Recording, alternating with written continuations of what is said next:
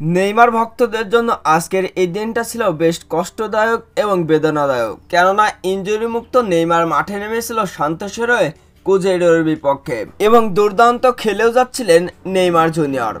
হঠাৎই একের পর এক আক্রমণ করতে থাকে ক্রুজেইরোর ফুটবলাররা নেইমারের ওপরে। নেইমার জুনিয়র তিনি যখনই বল টানতে টানতে ক্রুজেইরোর গোলপোস্টের দিকে নিয়ে যাচ্ছিলেন, ঠিক তখনই একের পর এক আক্রমণ করতে থাকে ক্রুজেইরোর ফুটবলাররা নেইমারের পায়ে কিংবা নেইমারের শরীরে, এবং তৎক্ষণাৎই অবশ্য ইনজুরি হয়ে পড়ে যাচ্ছিলেন নেইমার জুনিয়র।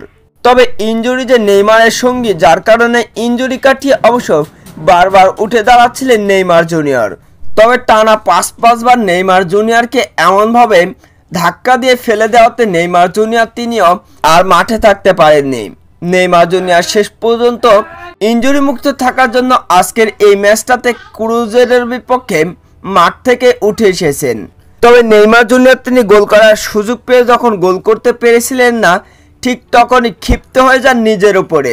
একে তো প্রতিপক্ষের কাছ থেকে বারবার ধাক্কা খাচ্ছেন এবং পড়ে যাচ্ছেন মাটি থেকে, অন্যদিকে গোল করতে না পারাতে নিজের ওপরেই নিজে ক্ষিপ্ত হয়ে যান নেইমার জুনিয়র। তবে শেষ পর্যন্ত ইনজুরি মুক্ত থেকে অবশ্য ম্যাচ শেষ হওয়ার আগেই অবশ্য মাঠ থেকে উঠে এসেছেন ব্রাজিলিয়ান এই সুপারস্টার। ম্যাচের শুরুর দিকে পিছিয়ে থাকলেও অবশ্য শেষ পর্যন্ত 2-1 গোলে জয় পেয়েছে নেইমার জুনিয়রের দল সান্তোস। তবে সবথেকে বড় কথা হলো শেষ পর্যন্ত অবশ্য নেইমার জুনিয়র তিনি ইনজুরি মুক্ত হয়ে মাঠ থেকে ফিরেছেন ম্যাচ শেষ হওয়ার আগেই। কিন্তু নেইমার জুনিয়রের জন্য আজকের এই ম্যাচটা ছিল বেশ ঝুঁকিপূর্ণ, কেননা প্রতিপক্ষের ফুটবলাররা বারবার আঘাত করার জন্য নেইমার জুনিয়রের আজকে বড় ধরনের ইনজুরি হতে পারত।